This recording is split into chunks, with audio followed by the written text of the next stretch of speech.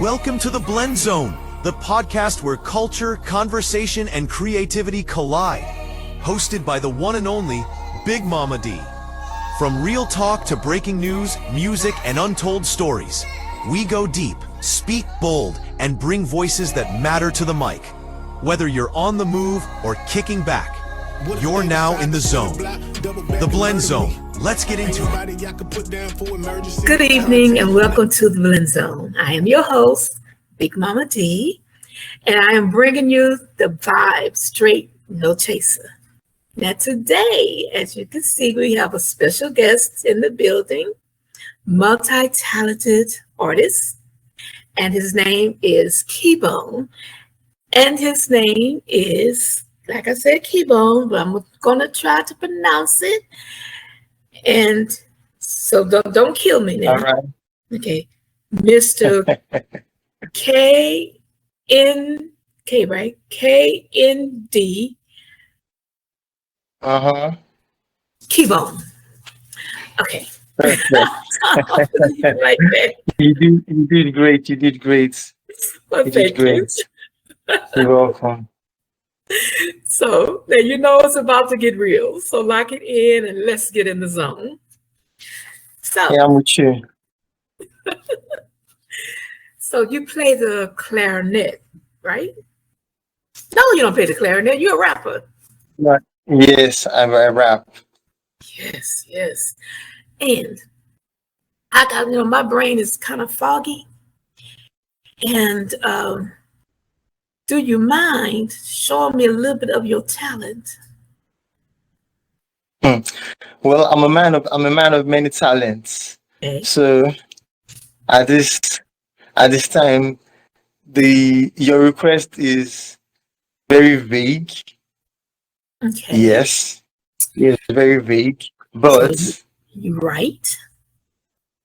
yes, I write, I produce, I sing, and I do a little bit of engineering, but I've tried as much as possible to not be the one man show.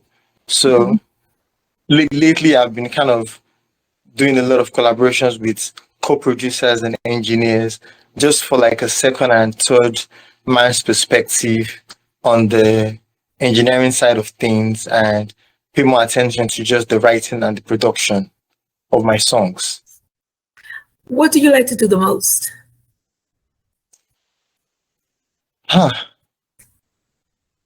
Initially, I started as just a writer. Then, when I couldn't really find the kind of sounds that I really wanted to, I started producing.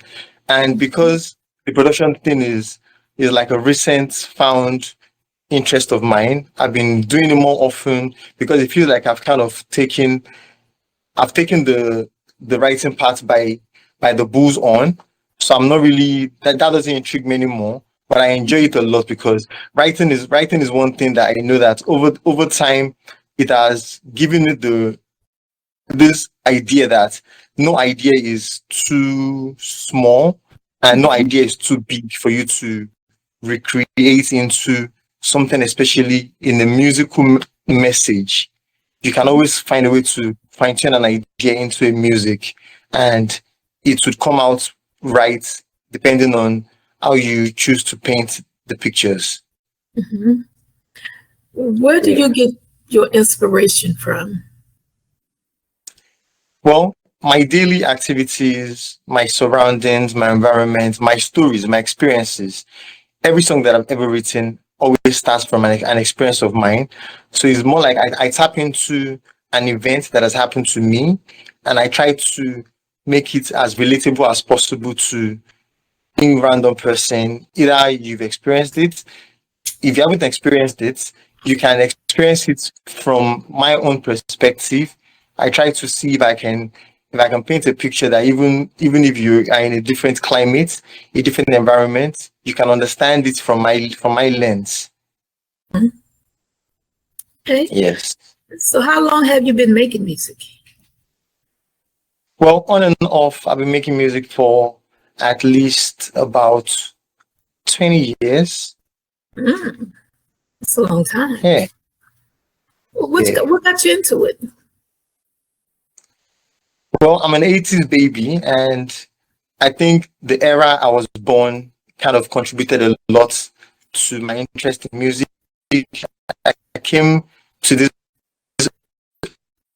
at a time when music was like a revolution. So I grew up in a lot of early 90s R&B and soul, hip hop music, reggae music a little bit too, you know. So I think that was where the influence started, but the writing started a little bit later when I kind of realized that I can kind of recreate a lot of this, my poems, my letters, into something more magical. And it was music that it kind of sounded like music. And when I started putting it, side by side with instrumentals, I realized this is music and this is hip hop and rap. Okay. So where exactly are you from? I'm from Nigeria. I'm from a Mhm. state called Ekiti State in Nigeria, but I was born and raised in Lagos, Nigeria. Okay. Um, with a lot of the things that's going on or that went on in Nigeria, did you write about a lot of that, the bad things? you know, we're in an environment where, apart from the fact that the world is now like a very small village, but we're in a time where you have to be very, very careful with how you write and what you write about, Mhm. because the lines are very blurry now. You don't want to say something that's going to offend people from a certain community, and you have to be careful that you don't incite or you don't start to suggest, I don't want to say violence, but you don't start suggesting opinions because of your influence as an artist. So I try to be very, very liberal with how I say the things that I say. So I don't really delve into things that are political, like straight up political, but I try to find ways to say the things that I believe are affecting people in a mass, in masses. And I try to make sure that I get those messages across as plain as possible without offending any side. Okay. So you said that you do a lot of collaboration. Have you collaborated with a lot of more so rappers or singers? Yes, I have. I've done a lot of collaborations with people that I feel like can lean on each other. I really don't go after, trying to make collaborations for the sake of it or for the numbers. I look for somebody who I can explain my ideas to, who I feel they can get the ideas and just brainstorm. And if it works, it works. If it doesn't work, we try again. Mhm. Okay. Yes. Um, who was your favorite one so far that you had the most fun with, that you collaborated with? Well, one of my most collaborators is his name is Dr. Jazz. We made some songs together in, I think, 2009. Then we kept making records over and over again. Then we made some like recently, maybe 2023, 24. We've done more songs. I think it's the only person that I have the most songs with. I don't know the numbers of at, but I think we have like 6 songs. And he has produced some other songs for me that were not produced by me. And he has engineered some of my songs. So I feel like he's one person that he gets my ideas a lot, because the way I make music is I meet an artist, we talk about the ideas, even when you're not even when you're not supposed to be on the song, I just run an idea by you, or have an idea I'm trying to work on. What do you think about it? And it's someone that maybe most times when I relate those ideas with him, he seems to be very interested and is eager to, want to just jump on it. And in such moments, you can't stop somebody like that. Somebody who gets the idea, somebody who wants to be a part of such ideas, and he has been able to do that over and over again. And we have about maybe 6 songs. And at the same time, I have an engineer, Tayo Lushola. We've done maybe like 10 songs, but he's also an artist, but he's still, trying to fine tune his sound. He has his own songs, but we've not done any song together. But he has been able to, co-produce and engineer a lot of my songs, and I like where that, friendship is going as well. Okay. All right. So, dead or alive, who would you like to collaborate with? Well, I get a lot of when people tell me the kind of artist that they think I remind them of, is always mostly artists from the 90s. Okay. So if I'm to pick one dead, I would say Tupac. If I'm to pick one alive, I would say Eminem. Yes, two greats. I love Yes. Eminem. I fell in love with him with the 8 Mile. Oh yes, that was an amazing project. Oh, yes. Okay, so what is your favorite saying? My favorite what? Saying, like with me, I like to say, well, sometimes you got to do what you got to do. So that's just like a saying. Okay, okay. Well, I have a lot of sayings in my head. Let me see, which is my favorite? Game is the game. Lately, I think I've been saying that a lot. Mhm. Yes, I've been saying that the game is the game, because I feel like when things happen to us, a lot of times we just like to go down the rabbit hole of blaming and trying to figure out why me kind of thing. But as soon as I just look at the situation and I say the game is the game, it quickly puts me in this state of mind where I don't want to ask too many questions anymore. I just go with the flow and I'll be like, whatever happened has just happened for a reason. And the game is the game. Live Yep, with it, roll with the punches. there you go. Got to. So Yeah. I wonder, what do you think of the music industry? How's it going in this present year? What do you think of it? Huh. That's a very nice question, considering the fact that in the news lately, it has been said that hip hop and rap is falling off the charts, Billboard charts to be specific. Mhm. So such a trying time for hip hop and rap, coming off the frenzy of the Drake and Kendrick back and forth for a Mm. long time. You would expect that such moments were supposed to elevate the genre, but I think it didn't work in that way. So I would say at this time, hip hop and rap is going through turbulence, but it's going to find its way back up. I think I saw something in the news where he said G Herbo kind of had a it broke into the charts. I think I heard that yesterday. I didn't confirm that. Yeah. So if G Herbo actually broke into the charts, congrats to him. We need more songs, more artists in the hip hop and rap space to help us break into that cycle and turn things around. But in general, I feel like hip hop and rap has always been going through this ups and down.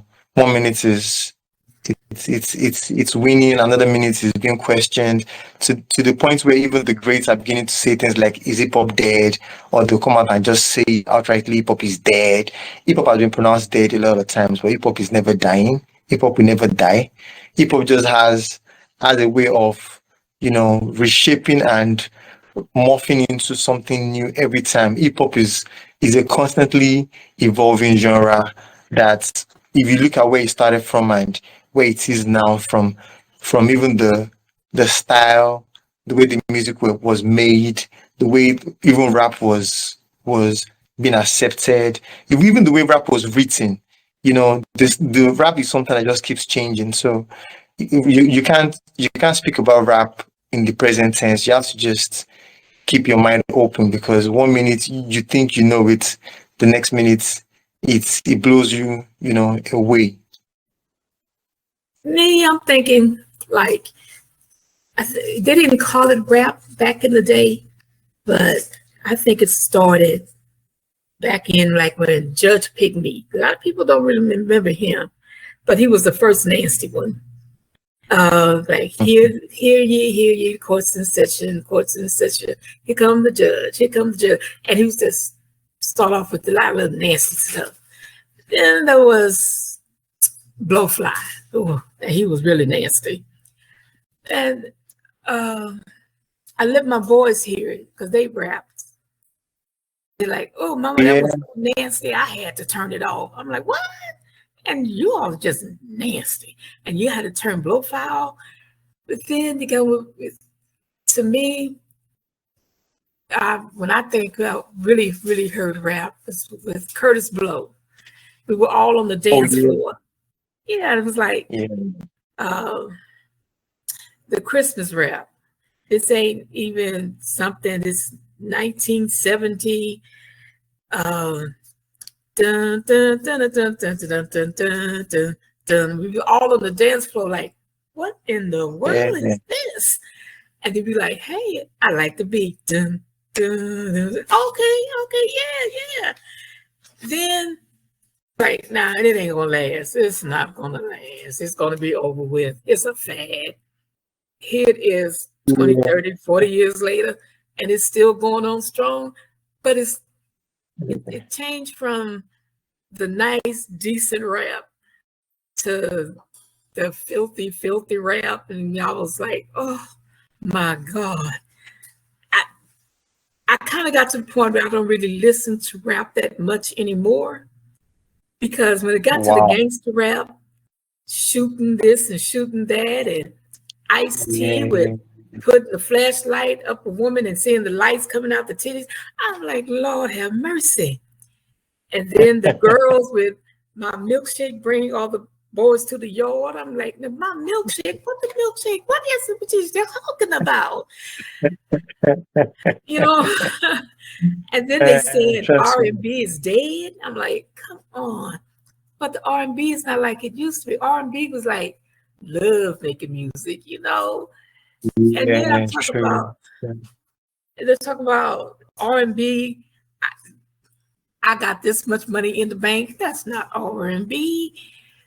So you're right. Music is changing. It's changing a whole lot. And You're right. Bring back the good music. Oh, you do sing R&B. I feel like over time, music has a way of going full circle as well. The kind of music that you heard was based off a generation of people who had they had their own experiences, and they had to translate those experiences into a certain kind of music. So I think the people who make hip hop and rap now, let me use the term kids who are probably the Gen Zs. A lot of them probably didn't even listen to people like Curtis Blow. Many of them they don't even know Ice Cube is a rapper. They never knew Will Smith was a rapper. Probably they know them as actors. And the people they listen to are maybe people who are slightly older than them, who also didn't listen to those people. So the influences are kind of becoming smaller and smaller. So now imagine somebody who's an R&B artist who didn't listen to the Whitneys. There is no Teddy Pendergrass in their catalog. There is no Kate Sweat. And if he or she is to speak about R&B or to sing an R&B song, they'll be talking about their body. The guys will be talking about maybe the girls, but calling them the B words and things like that. And that's not the kind of music R&B is all about. Even hip hop. Hip hop used to be about the uplifting. Yeah, it could have one or two, references to being independent and this, that, free your mind and stuff. Then it evolved into gangster rap. And there was no way to caution gangster rap at the early stage. And there were people who never listened to any other form of rap. There are people who never listened to conscious rap. And the only rap they know is gangster rap. And look at what gangster rap like became. It became drill music. It became music where a lot of youngsters, maybe post lockdown 2021, 22, 23, Yeah. it's wiped out a whole lot of potential talents of today because the music they were influenced by was strictly gangster music, and they didn't even listen to the cool G raps of gangster music. They just went straight to their shoot you, I shoot you, and that was all they wanted to speak about. And it went, down bad for a lot of them. Yes. So music is music is powerful. I feel like it's a powerful tool in the hands of the right people. They said music soothes the savage beast. The music nowadays, it makes the savage beast. And that's not good. I want to be able to sit back True, and that's agree. chill, and just like, hey, yeah, that's my song. The music now is talking about, you know, my booty hole is brown. Come on. We all know the color of our We don't need to be reminded of that. You Eh, but what do you think? What do you think? Where do you think the current like creators of music, the current artists of this time, where do you think they got it wrong? Is it from their parents not playing like the good music a lot around them, or their influences were from the internet era? Let me put it like that. I think what it is that um, they don't have the right influences around them anymore. I grew up with my parents listening to the music of the 60s, 70s, 80s, 90s. Well, I think say that, well, not the 90s, because my mom was kind of old now, uh, but with the older music. So I'm old, but and then my boys, they grew up with me listening to the older music, like my mother, them grew up listening to the older music. So um, I, I they're more hands on. They kept hearing the older music. So when they grew up, they have their children listen to the old music. So it just kept going and kept going. The kids nowadays, they don't have their parents hanging around them because they have the video games and their peer pressure, their peers, and they just don't have the old folks around them anymore. So they don't have a I chance. agree. I They do. I agree because what you're saying is so true in the sense that, like I said earlier, I was born in '84. So luckily that was a time when we didn't have like this too much access to music. So a lot of the music I grew up on were the music that was being played by my dad and my mom. So it means we all had like a shared like music experiences. I grew up off what they were listening to, and a bunch of what they were listening to were songs that were carefully curated by them, I would assume, or maybe the radio at that time, the the disc jockeys, the on-air personalities. They made. I'll give them like a lot of credit because I feel like they didn't let a lot of BS music pass through. So we were blessed to be able to listen to, like me now, I listen to a little bit of country, a little bit of rock, a little bit of everything, R&B, soul, jazz, reggae, dancehall, just everything that was available. And that kind of shaped my music mentality. So I feel like personally, maybe one of the things that I feel like has really affected music in this era is people don't share playlists anymore. People just someone could sit somewhere now, like you said earlier, and everything he or she has chosen to curate is, oh, my this is this, my milkshake bring all the boys to the yard, and that is everything that she listens to or he listens to, and he can never share that kind of playlist with you because it feels like what's the point sharing this playlist with you when you can go and make yours? So you are somebody who have like a vast music knowledge over the years, but those Yeah. songs are only known by you.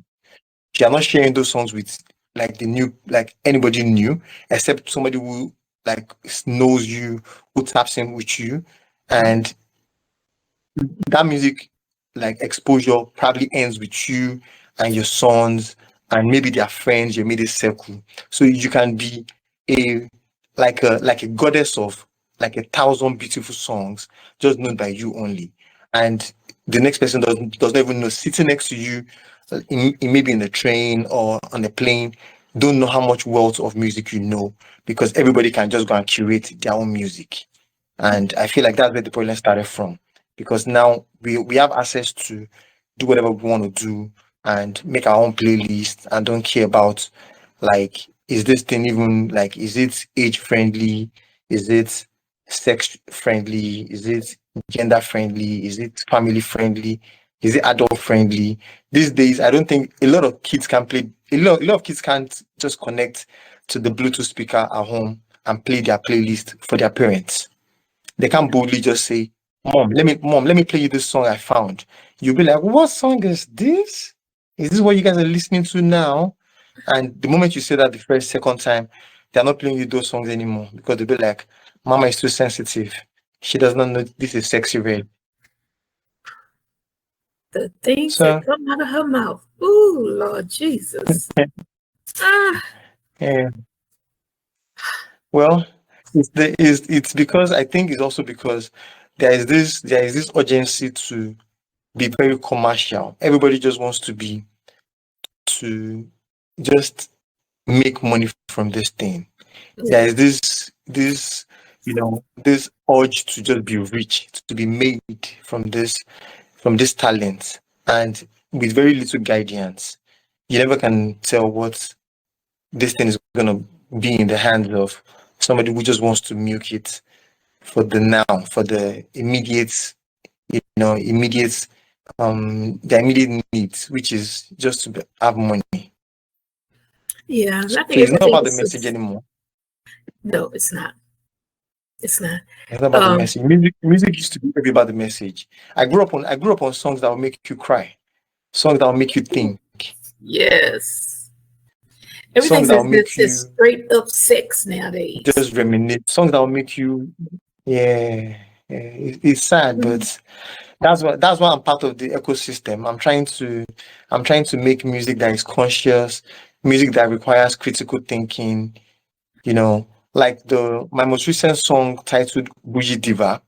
It's a very simple song, but I try in my songs, I try to always address one social issue or the other, but I try to always stay away from political issues. Like I said earlier, I'm from Nigeria. In West Africa. Yes, yeah, they claim we have the freedom of expression, but there's an extent to which you would express yourself, you're going to have a problem with the authorities, to be very sincere. So I try to just, pick on topics that I believe are, like, yeah, very, social related, but not in any way critiquing anybody. For example, like I was trying to say earlier, my song that is titled Bougie Diva is a very simple song just addressing the concept of female role models in the times that we're living in, especially in regards to dating.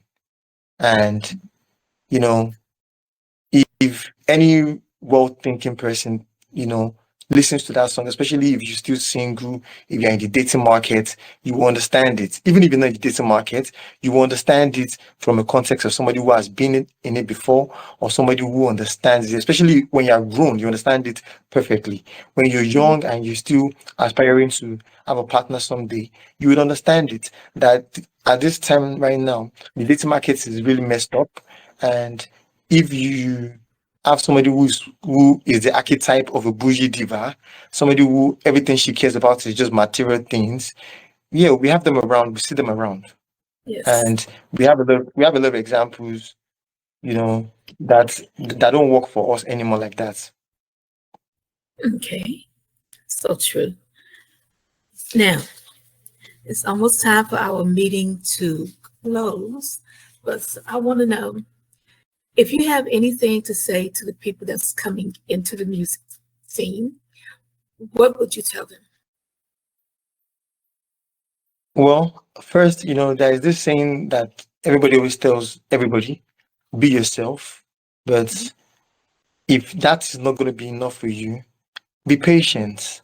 And always have a message. We all have a message. That's the amazing part of it. We all have a story to tell.